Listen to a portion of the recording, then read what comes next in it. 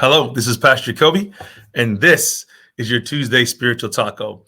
In Hebrews chapter 13, verse 15, it says this: through Jesus, therefore, let us continually offer to God a sacrifice of praise, the fruit of lips that openly profess his name. I just want to ask you this question: how often have you given God praise openly? And I don't mean that in a sense of, we're in church and we're lifting our hands in the sanctuary. That's a phenomenal thing.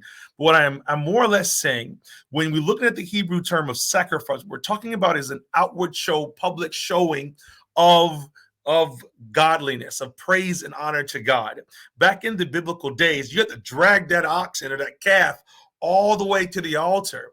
You even had to slit its throat yourself in some ceremonies. Or say, what I'm talking about, giving God that praise, that open thing, is like, even when it hurts to do so, even when it is something that is in a place that costs you some sort of right to anguish, anger, frustration, where you're feeling this already, but you understand the only way to get out of it is to give it to God.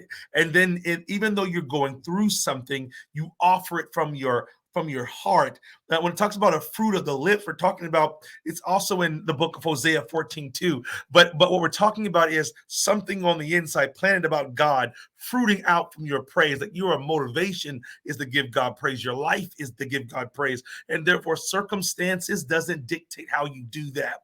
When is the last time you gave God praise out of a hard place?